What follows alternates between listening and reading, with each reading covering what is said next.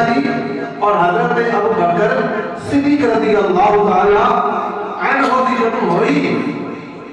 تو ابو بکر صدیق نے کو سخت جملہ بول دیا. ابو بکر صدیق نے سخت جملہ اس نے بولیا کہ ساڈے واسطے پیغام کیا ہے. سخت جملہ جو بولیا ابو بکر صدیق نے جس کی وجہ تو حضرت ربیہ تکلیف ہوئی, پریشان ہوئے. ابو بکر صدیق نے سخت جملے کی وجہ تو جب ابو بکر صدیق نے جملہ بولیا سخت تو آپ نے فوراً فرمایا کہ اے ربیہ کیڑا جملہ میں بولیا نا اے تو میں بول, کیڑا سخت جملہ جی میں بولیا ہے اے تم میں بول. حضور حضرت سیدنا ربیہ رضی اللہ تعالی عنہ نے عرض کی تھی کہ ابو بکر صدیق کا جملہ تو سب بولیا میں کوئی نہیں بولنا, میں اور نہیں بولنا گا. ابو بکر صدیق نے پھر فرمایا میں بول. آپ نے فرمایا حضرت ربیہ نے بن اللہ کی قسم میں جملہ کوئی نہیں بولنا, میں جملہ جڑا تو سخت دن بولیا ابو بکر صدیق میں دونوں نہیں بولنا. ابو بکر صدیق نے فرمایا اے ربیہ او بول دے کیا اس گل تے تو خوش ہے کل قیامت والے دن یہی جملہ جڑا میں دن بولیا ہے بول کے کل میں بارگاہ رسالت معاف کے اندر کیویں حاضر ہوواں گا, کل میں رب دی بارگاہ کے اندر کیویں حاضر ہوواں گا.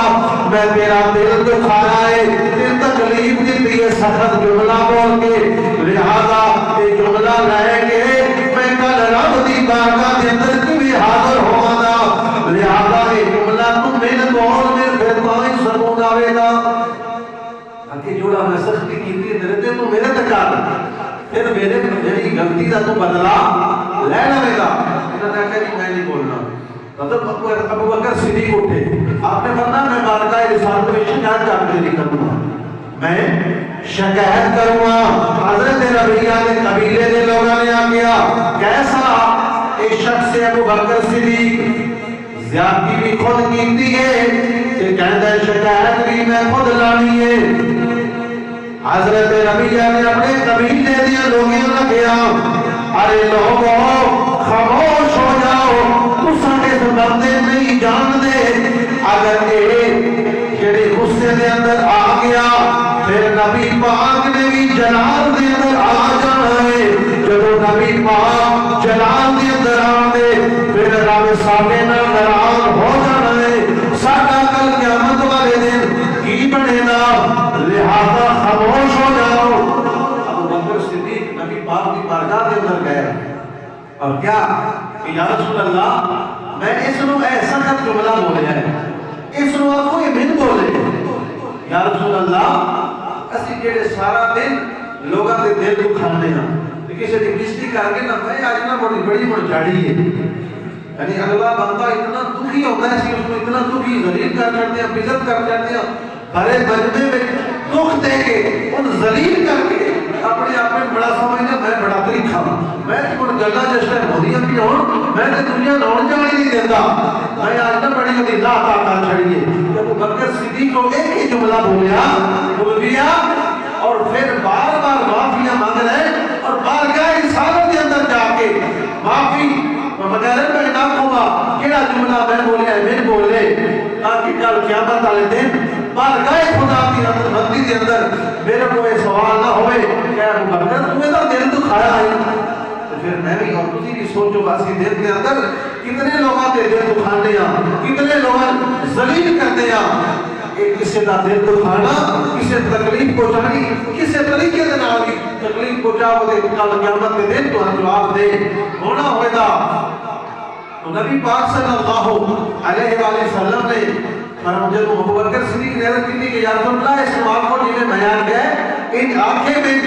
تاکہ کل میں قیامت دے آئے دن حساب نہ دینا پڑے. تو نبی پاک صلی اللہ علیہ وآلہ وسلم نے فرمایا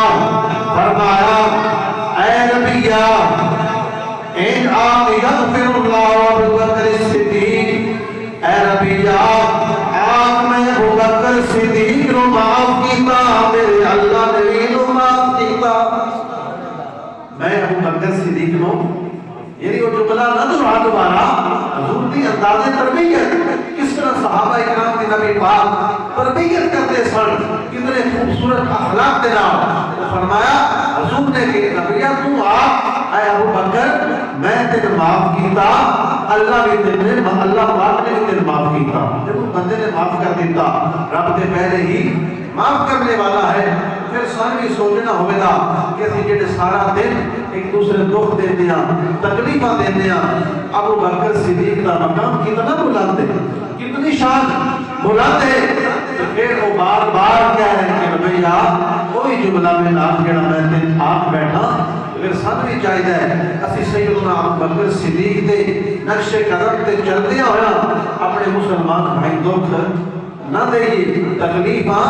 نہ دئیے تو برادران اسلام حضرت سیدنا